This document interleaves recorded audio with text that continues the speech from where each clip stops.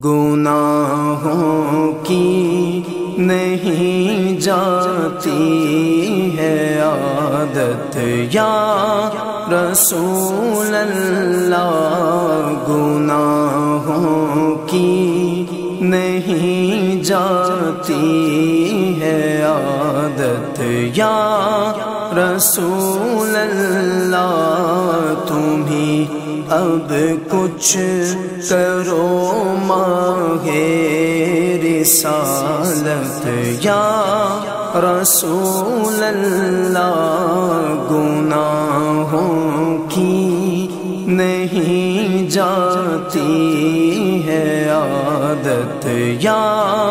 رسول اللہ، میں بچنا چاہتا نحمده ونصلي ونسلم على رسوله الكريم، اما بعد فاعوذ باللہ من الشیطان الرجیم، بسم اللہ الرحمن الرحیم۔ ربنا وبعث فیہم رسولا منہم یتلو علیہم آیاتک ویعلمہم الکتاب والحکمت ویزکیہم انک انت العزیز الحکیم۔ آمنت باللہ صدق اللہ العظیم وصدق رسولہ النبی الامین المختار الکریم، وَنَحْنُ عَلَى ذَلِكَ لَمِنَ الشَّاهِدِينَ وَالشَّاكِرِينَ وَالْحَمْدُ لِلَّهِ رَبِّ الْعَالَمِينَ۔ اللہم صلی وسلم وبارک علی سیدنا و مولانا محمد وعلی آلہ واصحابہ وبارک وسلم، صلاۃ و سلاما دائما علیک وعلی آلک واصحابک یا رسول اللہ صلی اللہ تعالی علیہ وسلم۔ عزیزان ملت اسلامیہ، محترم ناظرین و سامعین کرام، قرآن کریم کے پہلے پارے کے 15ویں رکوع کی آخری آیت مبارکہ کو تلاوت کرنے کا میں نے شرف حاصل کیا ہے۔ اللہ تبارک و تعالیٰ کا ارشاد پاک ہو رہا ہے، جس کا معنی اور مفہوم یہ ہے: اے ہمارے رب، اور انہی میں سے ایسے رسول کو بھیج جو ان پر تیری طرف سے نازل ہونے والی آیتوں کو تلاوت کریں اور ان کو کتاب و حکمت کی تعلیم دیں اور ان کا تزکیہ کریں، بے شک تو ہی زبردست حکمت والا ہے۔ جیسا کہ آپ میں سے اکثر حضرات جانتے ہیں، اسی معنی اور مفہوم کے تحت آپ حضرات کے سامنے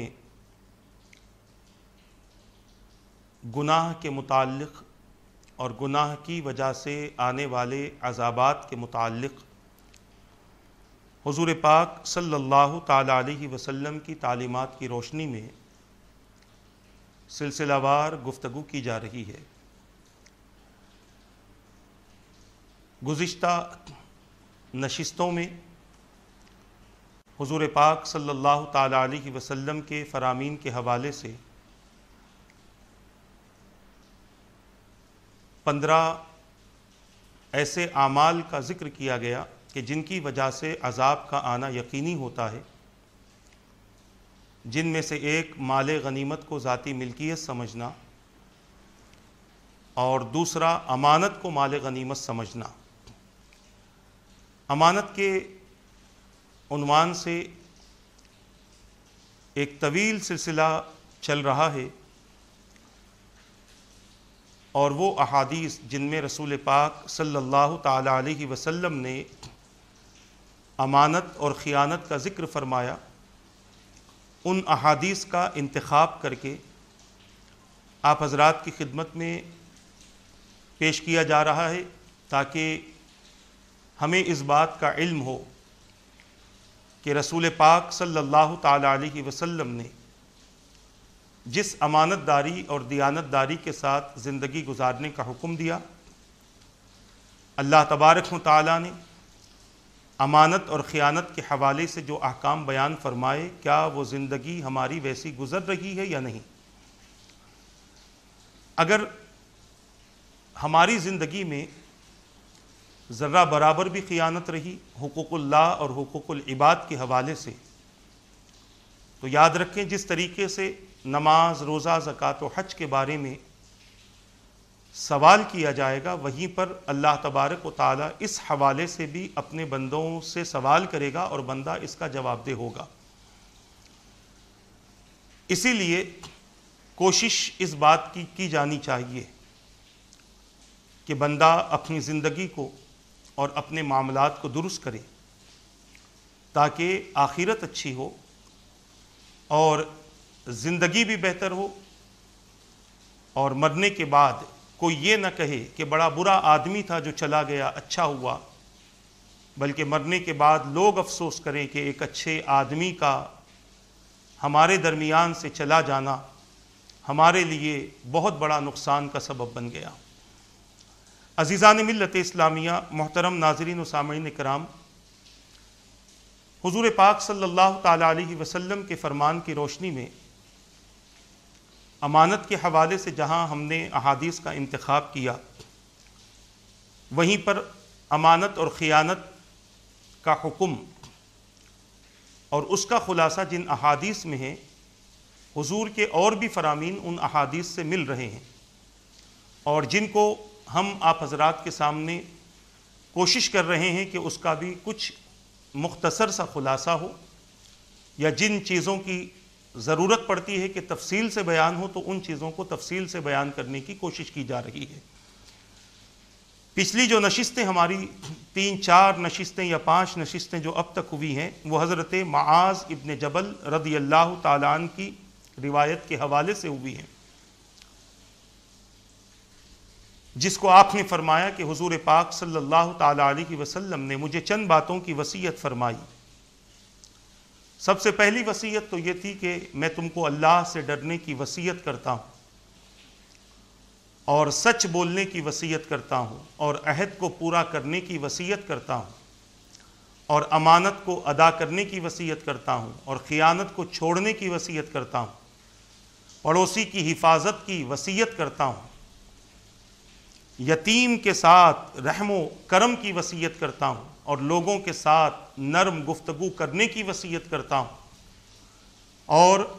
لوگوں کو سلام کرنے کی وصیت کرتا ہوں، اور تواضع اور عاجزی کے ساتھ زندگی گزارنے کی وصیت کرتا ہوں۔ یہ 10 وصیتیں رسول پاک صلی اللہ تعالیٰ علیہ وسلم نے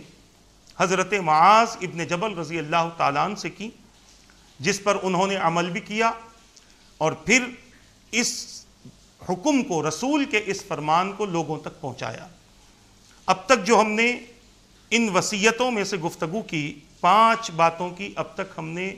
5 باتوں کا مختصر سا خلاصہ کیا، جن میں اللہ سے ڈرنا، سچ بولنا، وعدہ پورا کرنا، امانت ادا کرنا اور خیانت کو چھوڑ دینا۔ اور ہم نے گفتگو کی تھی پڑوسی کی حفاظت کے حوالے سے، پڑوسی کے ساتھ حسن سلوک۔ اس کا کچھ حصہ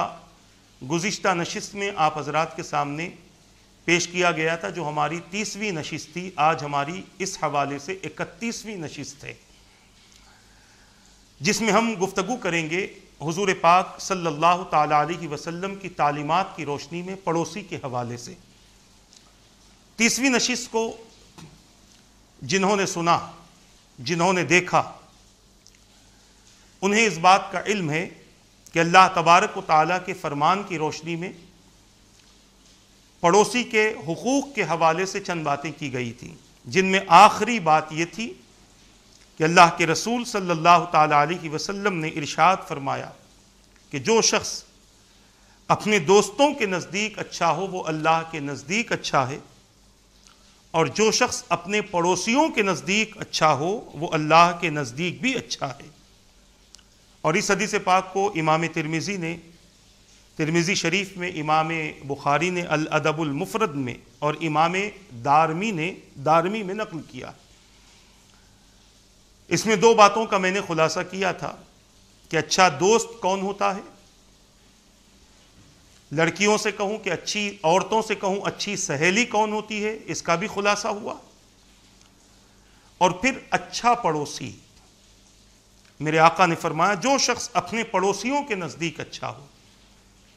پڑوسیوں کے نزدیک اچھا ہونے سے مراد یہ ہے کہ پڑوسی اس کے اعمال سے خوش ہوں، اس کے اخلاق سے خوش ہوں، اس کے معاملات سے خوش ہوں، اس کی گفتگو سے خوش ہوں، اور اس کی ہمدردی اور اس کی ملن ساری سے خوش ہوں۔ یہ نہیں کہ پڑوسی صرف اس کے لباس یا اس کی دولت کو دیکھ کر خوش ہوں، یہ اس پڑوسی کی بات نہیں ہو رہی ہے، بلکہ یہاں پر یہ بتایا جا رہا ہے کہ جو شخص اپنے پڑوسیوں کے نزدیک اچھا ہے وہ اللہ کے نزدیک بھی اچھا ہے۔ پڑوسیوں کے ساتھ جن معاملات کو یا جس طریقے سے پیش آنے کا حکم قرآن نے دیا، اللہ کے رسول صلی اللہ تعالی علیہ وسلم نے دیا، اور حضور کی تعلیمات کی روشنی میں اکابرین امت نے دیا، اس طریقے سے پڑوسیوں کے ساتھ پیش آنا یہ ہمارے لیے ضروری ہے۔ ابھی تو اس گفتگو کا آغاز ہے، ابھی ہم احادیث پیش کریں گے اور اس کا مختصر سا خلاصہ کرتے رہیں گے، اور پھر اس کے بعد انشاءاللہ تبارک و تعالی اکابرین کے احوال کی روشنی میں کہ کس طریقے سے انہوں نے اپنے پڑوسیوں کے ساتھ زندگی گزاری اور اچھے پڑوسی کس طرح سے وہ بن کر رہے اور کیسے ان کے پڑوسی ان سے خوش ہوتے تھے، ان سے راضی ہوتے تھے، اس حوالے سے انشاءاللہ گفتگو ہوگی۔ حضرت سیدنا جابر ابن عبداللہ رضی اللہ تعالیٰ عنہ فرماتے ہیں کہ حضور پاک صلی اللہ تعالی علیہ وسلم نے ارشاد فرمایا کہ جب تم میں سے کوئی شخص سالن پکائے تو اس میں شوربہ زیادہ کر دے، پھر اپنے پڑوسی کو بھی اس میں سے دے دے۔ تعلیم دیکھیں حضور پاک صلی اللہ تعالی علیہ وسلم کی پڑوسی کے حوالے سے۔ آپ کے گھر میں پکوان ہو رہا ہے، آپ اپنے لیے پکا رہے ہیں، اپنے گھر والوں کے لیے، اپنے بچوں کے لیے پکا رہے ہیں، مگر حضور پاک صلی اللہ تعالی علیہ وسلم کی تعلیم یہ ہے کہ جب تمہارے پاس سالن بنے تو تم اس میں پانی زیادہ ملا دو، اس کو زیادہ شوربہ کر دو، تاکہ اس میں کا کچھ حصہ تمہارے پڑوسی تک پہنچ جائے۔ اور پڑوسیوں کا میں نے بتلا دیا کہ پہلے جو آپ سے سب سے زیادہ قریبی پڑوسی ہیں ان تک یہ حصہ پہنچ جائے۔ آج نہیں معلوم کہ ہمارے پڑوسی کے ساتھ میں کیا حالات رہتے ہیں، پڑوسی کے ساتھ ہمارے معاملات کیسے ہوتے ہیں، کس پڑوسی سے ہم راضی ہیں، کس پڑوسی سے ہم ناراض ہیں، اس کا علم ہر انسان کو ہے۔ مگر یہاں پر یہ بات ذہن میں رکھ لے کہ سب سے قریب میں جو آپ کا پڑوسی ہوتا ہے اس کا حق آپ کے اوپر سب سے زیادہ ہے، بھلے ہی آپ اس سے راضی ہوں کہ ناراض ہوں۔ یہ ان سے راضی ہونا اور ان سے ناراض ہونا یہ اپنے معاملات کی وجہ سے ہوتا ہے، اپنے معاملات کی خرابی کی وجہ سے ہوتا ہے، گفتگو کی خرابی کی وجہ سے ہوتا ہے، غلط باتیں، غیر غلط باتوں کو فروغ دینے کی وجہ سے یہ معاملات کی خرابی ہوتی ہے۔ ورنہ حقیقت یہ ہے کہ اچھا پڑوسی، سچا پڑوسی، اور اگر وہ دیندار ہو تو یقیناً اس معاملے میں بندوں کو اللہ کا شکر ادا کرنا چاہیے کہ اللہ تبارک و تعالیٰ نے ایک بہترین دیندار پڑوسی کا پڑوس نصیب کر دیا، کیونکہ دیندار پڑوسی جب وہ دین پر عمل کرے گا، اللہ کے کلام کی تلاوت کرے گا، اللہ کے احکامات کو پڑھے گا، تو عبادت وہ کرتا ہوگا، اللہ تعالیٰ اس کا اثر اس کے پڑوس پر بھی نازل فرمائے گا، اس کے اثر کا فیضان، اس کا فیضان اس کے پڑوس کو بھی اللہ تبارک و تعالیٰ عطا فرمائے گا۔ بعض روایتوں میں تو یہاں تک ہمیں ملتا ہے کہ جس گھر میں قرآن پڑھا جاتا ہے اللہ تعالیٰ اس قرآن پڑھنے والے کی وجہ سے اس گھر کے اطراف میں 40 گھروں پر اپنی برکتیں نازل فرماتا ہے، جس گھر میں قرآن کریم کی تلاوت ہوتی ہے۔ تو بتانا یہ چاہتا ہوں کہ اگر آپ کا پڑوسی اچھا ہے، دیندار ہے، معاملات میں اچھا ہے، تو آپ کو اللہ تبارک و تعالیٰ کا شکر ادا کرنا چاہیے کہ اللہ تبارک و تعالیٰ نے بہترین پڑوسی مجھے عطا کر دیا کہ اس کے عمل کی وجہ سے میرے گھر میں بھی خیر و برکت ہو رہی ہے، اس کے عمل کی وجہ سے میرا گھر بھی نقصان سے محفوظ ہو رہا ہے، اور اس کے عمل کا فیضان اللہ تعالیٰ مجھے بھی عطا کر رہا ہے۔ میرے پیارے آقا صلی اللہ علیہ وسلم کے پیارے دیوانوں، جس طریقے سے خوشبو کو کسی چیز کے بازو رکھ دیا جائے، لگایا نہ جائے، پھر بھی اس میں خوشبو آ جاتی ہے، کہیں پر بدبو ہوتی ہے وہ لگائی نہ بھی جائے پھر بھی وہ بدبو کسی اور چیز پر ظاہر ہو جاتی ہے. اسی طرح سے اچھے اور برے پڑوسی کا اثر بازو والوں پر ضرور ہوتا ہے. اور پھر ہمیں تعلیم دی جا رہی ہے، اگر ہمارا پڑوسی خراب ہے، اگر ہمارا پڑوسی سخت دل ہے، اگر ہمارا پڑوسی معاملات میں خراب ہے، اگر ہمارا پڑوسی بد اخلاق ہے، تو آپ کو اس سے چڑنا نہیں چاہیے، آپ کو اس سے دوری اختیار نہیں کرنی چاہیے، بلکہ کوشش یہ ہو کہ ہماری وجہ سے ہمارا پڑوسی بھی اچھا ہو جائے. اور پھر اس کا ایک ذریعہ بتا دیا گیا، حضور نے تعلیم دے دی. تعلیم کیا ہے کہ جب تمہارے گھر میں کوئی سالن بنے تو اس میں شوربہ زیادہ کر دو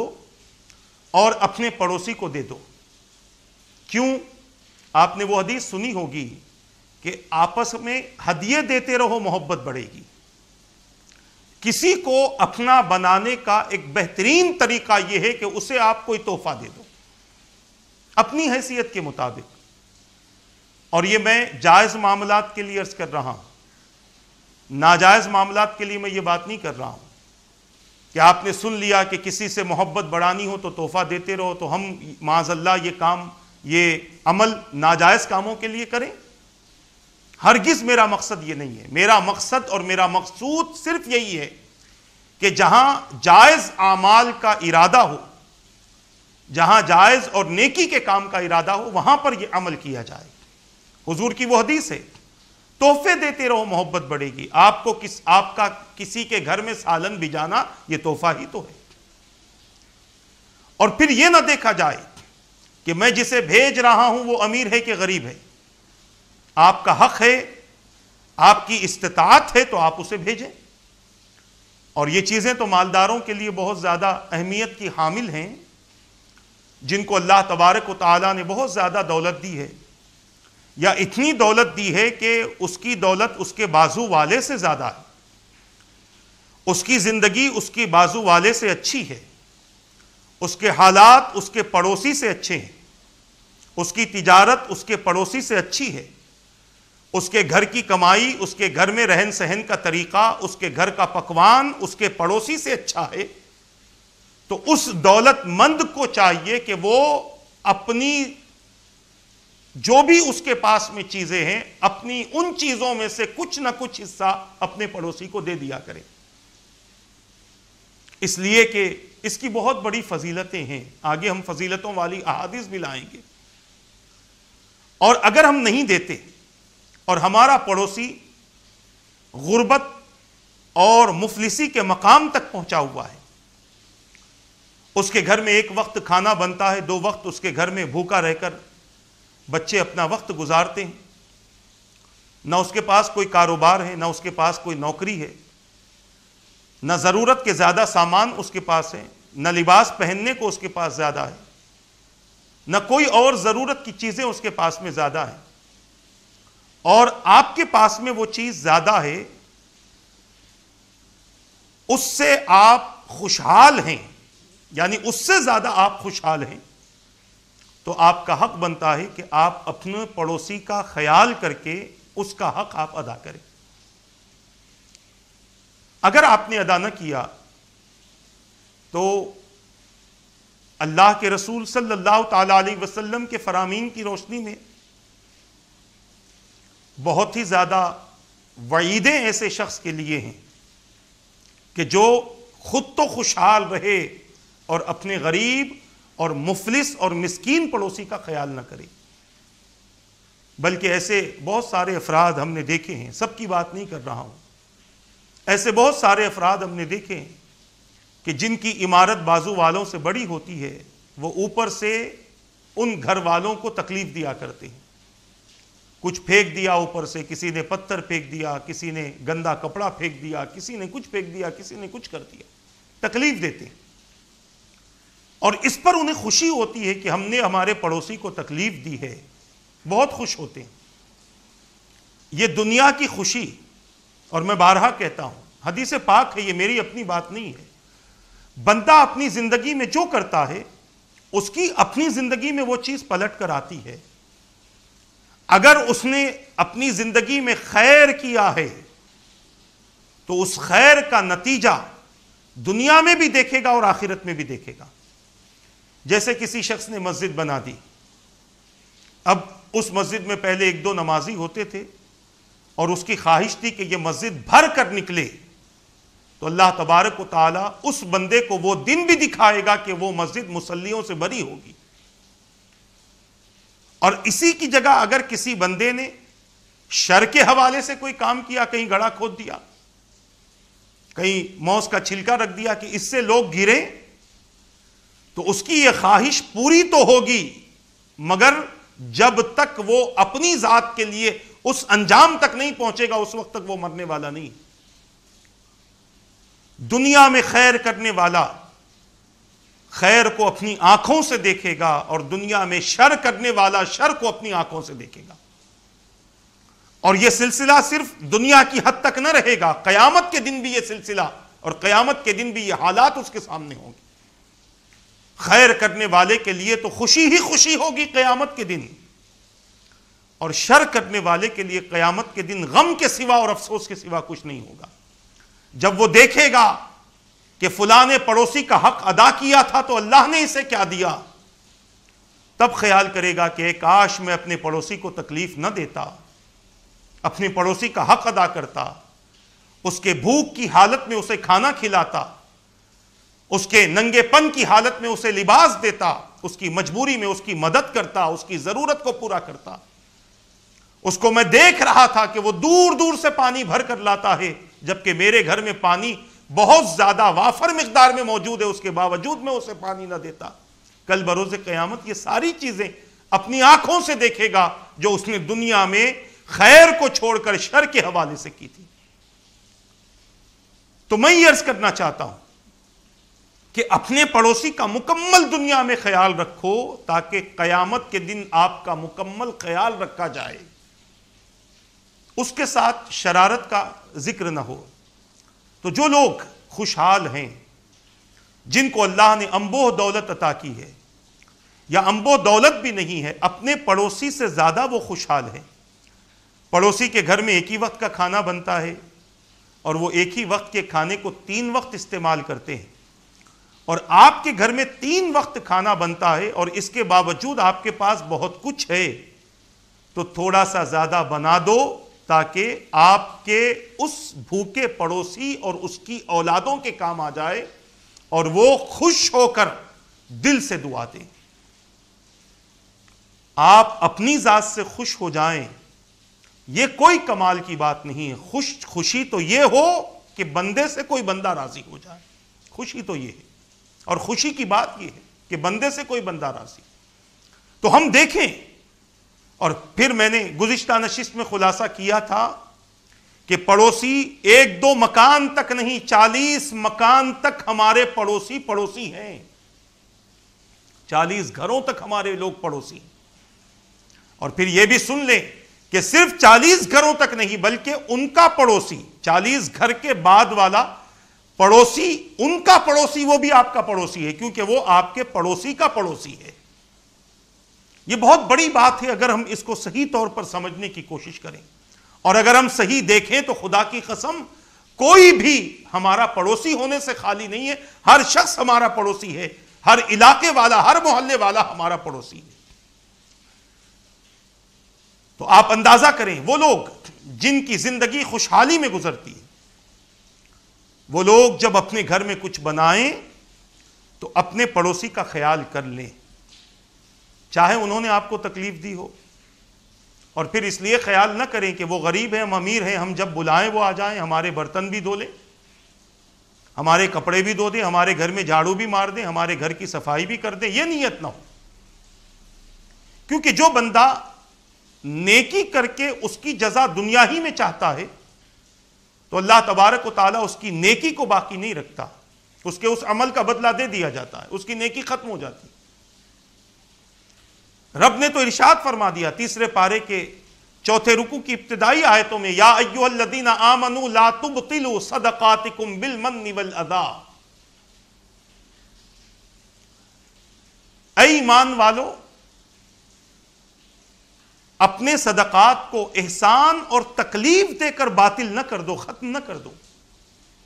احسان کیا کہ میں نے تمہیں دیا تھا یاد ہے، یہ احسان ہے. اور تکلیف کیا ہے، اچھا میں نے دیا تھا نہیں کرتا، یہ تکلیف ہے. تو احسان اور تکلیف دے کر اپنے صدقات کو، اپنی نیکیوں کو باطل نہ کر لو، اپنی نیکیوں کو ضائع نہ کر لو. اگر یہی چیز ہے تو رب نے فرما دیا قول معروف ومغفرۃ خیر من صدقۃ یتبعها اذی. نیکی اور بخشش کی طرف لے جانے والی بات، آیت مبارکہ کا مفہوم عرض کر رہا ہوں، نیکی اور بخشش اور نجات کی طرف لے جانے والی بات اس نیکی سے بہتر ہے جس کے کرنے کے بعد لوگوں کو تکلیف دی جاتی ہے.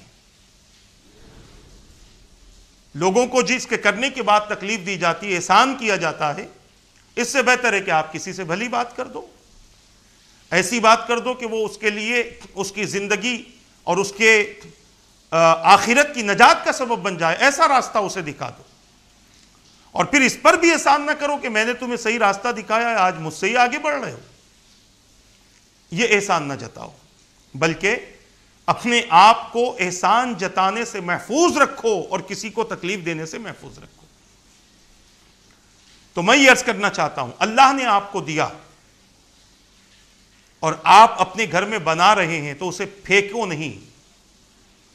بلکہ جب آپ کو محسوس ہو کہ یہ ضرورت سے زیادہ ہے اسے بچا کر بھی نہ رکھو. ہاں اگر اس سے آپ اپنی ہی ضرورت پوری کرنا چاہتے ہیں، جیسے بعض ہوتے ہیں جو دوپہر میں بنا لیتے ہیں اور رات میں بھی اسی کھانے سالن کا استعمال کرتے ہیں، یہ الگ بات ہے. اور اس کے باوجود اگر یہ محسوس ہو کہ ہمارے اس میں سے بچ سکتا ہے تو آپ فوری طور پر اپنے پڑوسی کو دے دو. اس سے بہتر ہے کہ وہ ضائع ہو جائے. پھینکنے سے بہتر ہے کسی کے پیٹ میں چلا جائے اور اس کی دعاؤں کے آپ حقدار بن جائیں. آج دیکھ لیں کیا حالت ہو رہی ہے. ہمارے گھروں سے کتنا کھانا باہر گر رہا ہے، کتنا کھانا کچرے میں جا رہا ہے. اگر یہی کھانا بنانے کے بعد دیکھ لیتے کہ اب یہ کھانا ہم کو اتنا کافی ہے، یہ بچ رہا ہے، اور اگر نہیں بھی بچ رہا ہے پہلے ہی سے ارادہ کر لیتے کہ یہ کھانا بننے کے بعد ہم پڑوسی کو دیں گے، ہم پڑوسی تک اس کو پہنچائیں گے، تو یقیناً یہ آپ کے لیے باعث ثواب اور باعث سعادت ہوتا. اسلامی تعلیمات یہ ہے، حضور کا پیغام یہ ہے کہ تمہارے گھر میں اگر کوئی چیز بن رہی ہو، سالن بن رہا ہو، تو اس میں شوربہ زیادہ کرو. یہ حضور کا حکم ہے، یہ میری اور آپ کی بات نہیں ہے، یہ میرے آقا کا حکم ہے. اور اس حدیث پاک کو امام احمد نے مسند میں نقل فرمایا ہے کہ اپنے پڑوسی کو اس کا حق ادا کرو، اپنے پڑوسی کو اس میں سے دے دو تاکہ اس کا دل بھی خوش ہو جائے. اور اگر وہ سخت دل ہے، اگر وہ بد اخلاق ہے، اگر وہ غلط انسان ہے، تو آپ کے اس رویے سے اس کے اندر تبدیلی پیدا ہو. آپ کے اس رویے سے اس کے اندر آپ کے لیے محبت پیدا ہو اور آپ سے تعلقات کو وہ قائم کرے اور جائز تعلقات وہ آپ سے قائم کرے. یہ ایک ذریعہ ہے آپس میں محبتیں پیدا کرنے کا، یہ ایک ذریعہ ہے ایک دوسرے کے دل کو نرم کرنے کا، یہ ایک ذریعہ ہے ایک دوسرے کی دشمنی ختم کرنے کا، یہ ایک ذریعہ ہے ایک دوسرے کی بھائی چارگی بڑھانے کا. ایک ذریعہ ہے یہ. آپ اس کو استعمال تو کر کے دیکھو. ہم اگر مضبوط ہو جائیں، نہیں ہمیں ہمارے پڑوسی کا حق ادا ہی نہیں کرنا ہے، نہ کرو. اس میں دین کا کیا جاتا ہے؟ آپ ہی کی خرابی ہے. کل بروز قیامت جہاں اور سوالات ہوں گے وہاں پڑوسی کے بارے میں بھی آپ سے سوال ہوگا. پڑوسی نے کہہ دیا مولا اس سے انصاف کروا دے، اس نے ایسے ایسے کیا ہے، تو انصاف ہوگا. آپ نے جو جو دنیا میں کیا تھا قیامت کے دن وہ دے تو نہیں سکتے، مگر آپ کی نیکیاں اس کو چلی جائیں گی، اور نیکیاں اگر آپ کے پاس نہ رہی تو اس کے گناہ آپ کے نام اعمال میں آ جائیں گے. تو لہٰذا اپنی زندگی اور اپنی آخرت کو محفوظ کرنا ہو تو دنیا میں اللہ اور اس کے رسول کی تعلیمات پر صحیح طور پر عمل کرنا یہ ضروری ہے. ایک حدیث پاک میں نے پیش کی، اس کا مختصر سا خلاصہ آپ حضرات کے سامنے کیا. اب آگے سنیں. جو لوگ اپنے پڑوسی کا حق ادا کرتے ہیں ان کے لیے تو اللہ کی نعمتیں بہت ہیں، اللہ کا فضل بہت ہے، اللہ کا کرم بہت ہے. مگر جو لوگ اپنے پڑوسی کا خیال نہیں رکھتے، اس کے حالات کی خبر نہیں لیتے، اس کے گھر میں کیا چل رہا ہے اس کی خبر بھی اس کے پاس نہیں ہے، اور اگر اس کی خبر ہے بھی پھر بھی اس کے ساتھ میں اچھا معاملہ نہیں کرتے، اس کا حق ادا نہیں کرتے، ایسوں کے لیے آگے جو حدیث آ رہی ہے اس میں رسول پاک صلی اللہ تعالی علیہ وسلم نے بڑی وعید سنائی ہے۔ حضرت سیدنا انس ابن مالک رضی اللہ تعالیٰ عنہ اس حدیث پاک کے راوی ہیں۔ حضور پاک صلی اللہ تعالی علیہ وسلم نے ارشاد فرمایا، جو شخص پیٹ بھر کر رات گزارے اور اس کو علم ہو کہ اس کا پڑوسی بھوکا ہے، تو میرے آقا نے فرمایا اس کا مجھ پر ایمان نہیں ہے، یعنی وہ مومن نہیں ہے۔ ہمارے اکابرین نے یہ رعایت دی ہے کہ وہ کامل مومن نہیں ہے، مگر حضور کا فرمان یہ ہے کہ وہ مومن نہیں ہے۔ اگر اس حوالے سے ہم دیکھ لیں تو پھر ایمان ہماری جسم سے رخصت ہو جائے گا۔ علماء نے رعایت دی کہ وہ کامل مومن نہیں ہے، اور یہ بات حضور نے اپنے امتی کو ڈرانے کے لیے کہی ہے کہ تم اپنے ایمان کی سلامتی چاہتے ہو، اپنے ایمان کو مضبوط رکھنا چاہتے ہو، اپنے ایمان کو اپنی روح اپنے جسم کے ساتھ لگا کر رکھنا چاہتے ہو، تو اب تمہیں اس بات پر عمل کرنا پڑے گا کہ تم اپنے پڑوسی کا خیال رکھو، اور خیال اس انداز سے ہو کہ جس طریقے سے تم گھر آ کر پوچھتے ہو کہ بیٹے نے کھا لیا، امی نے کھا لیا، ابا نے کھا لیا، بھائیوں نے بہنوں نے کھا لیا، اسی طرح اس بات کا بھی خیال رکھا جائے کہ پڑوسی کھا لیا، پڑوسی کا بھی پیٹ بھرا کہ نہیں ہے، کہیں ایسا تو نہیں کہ وہ بھوکا سو گیا، اور پھر اس کا خیال نہ رکھتے ہوئے بندہ خود پیٹ بھر کر رات گزار دے، خود کا پیٹ بھر گیا بس ہے، اپنے آپ کو موٹا تازہ کر لیا بس ہے، اپنی ضرورتیں پوری کر لی بس ہیں، اپنے بازو والوں کا ہمیں کوئی خیال نہیں۔ یہ چیز ایک شخص کو ایمان کے دائرے سے نکالنے کے لیے کافی ہے، ایک مومن کو بے ایمان بنانے کے لیے چیز کافی ہے۔ آج ہم دیکھ لیں، اپنی زندگی کا جائزہ لے لیں۔ میں بارہا کہتا ہوں کہ رسول پاک صلی اللہ تعالی علیہ وسلم کی تعلیمات یہ ہماری زندگی میں بڑی اہمیت کی حامل ہیں۔ اگر ہم نے حضور کی تعلیمات سے اپنا رخ موڑ لیا تو ہماری زندگی کسی کام کی نہیں ہے، کیونکہ انسان اپنے اچھے اعمال سے پہچانا جاتا ہے۔ برے اعمال تو کفار بھی کرتے ہیں، مشرکین بھی برے اعمال کرتے ہیں، یہودی اور عیسائی بھی برے اعمال کرتے ہیں۔ ان میں اور ہم میں فرق کیا ہے؟ ان میں اور ہم میں فرق یہ ہے کہ ان کے پاس وہ بھی جانتے ہیں کہ محمد الرسول اللہ صلی اللہ علیہ وسلم آخری رسول ہیں، اور ان کی تعلیمات بہترین تعلیمات ہیں، وہ جانتے ہیں مگر مانتے نہیں ہیں، اور ہمارا حال یہ ہے کہ ہم مانتے ہیں مگر ہم عمل نہیں کرتے۔ ہم مانتے ہیں نا حضور کو، اسی لیے تو ہم میلاد بھی مناتے ہیں، اسی لیے تو ہم یا رسول اللہ کے نعرے بھی لگاتے ہیں، اسی لیے ہم حضور سے محبت کے دعوے بھی کرتے ہیں، مگر سن لیجئے کہ ماننا الگ ہے، عمل کرنا الگ ہے۔ ایمان صرف اعلان سے نہیں آتا، ایمان اظہار سے آتا ہے۔ جہاں رسول پاک صلی اللہ تعالی علیہ وسلم کے حوالے سے اپنے عقیدے کو درست اور پاکیزہ رکھنا ضروری ہے، وہیں پر رسول پاک صلی اللہ تعالی علیہ وسلم کی ہر تعلیم پر عمل کرنا ضروری ہے، چاہے اس کو ہمارا نفس گوارا کرے یا نہ گوارا کرے، ہمارا نفس اس کو برداشت کرے یا نہ کرے۔ شیطان اس درمیان میں کتنی بھی آڑ اور کتنی بھی کوششیں کر لے، مگر ہماری ذمہ داری ہے کہ ہم اس کی باتوں میں نہ آئے اور اللہ کے رسول صلی اللہ تعالی علیہ وسلم کے فرامین پر عمل کر کے اپنی زندگی گزارے۔ یہی تو دین ہے اور یہی ایمان ہے۔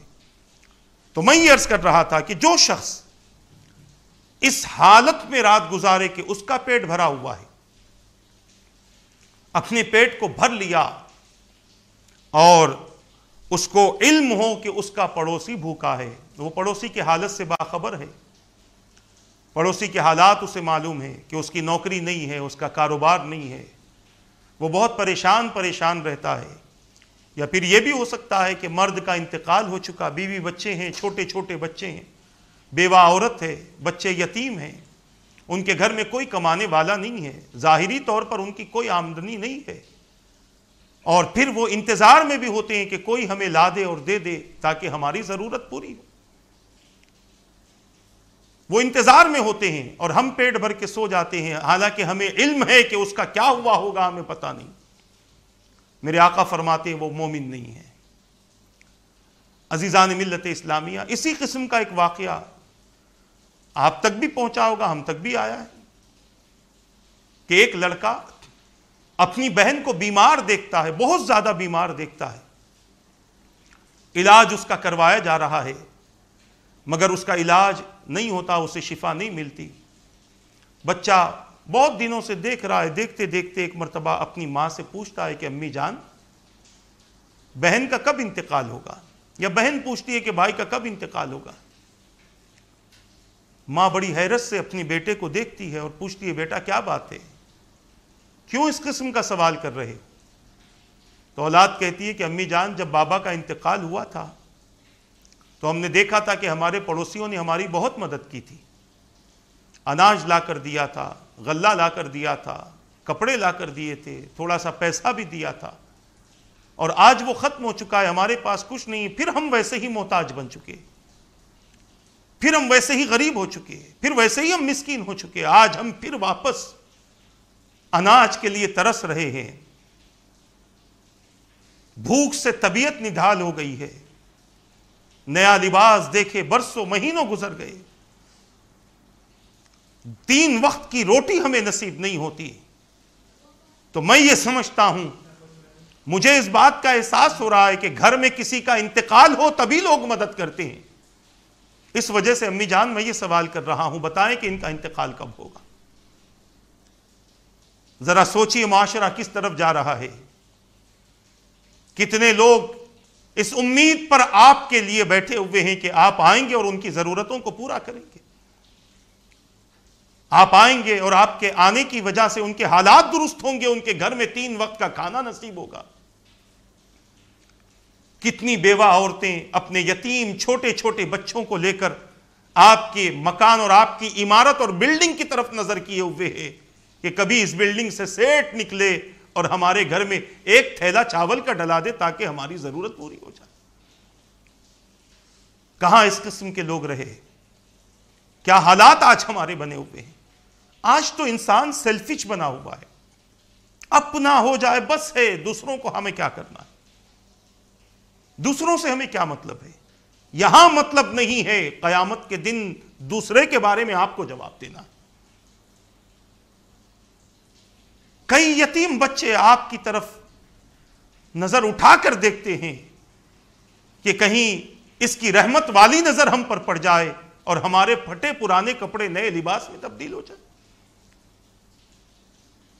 ہم نے اپنی اولادوں کا خیال کیا، ہم نے اپنی خوشی کا خیال کیا۔ میں نہیں کہتا کہ نہ کرو،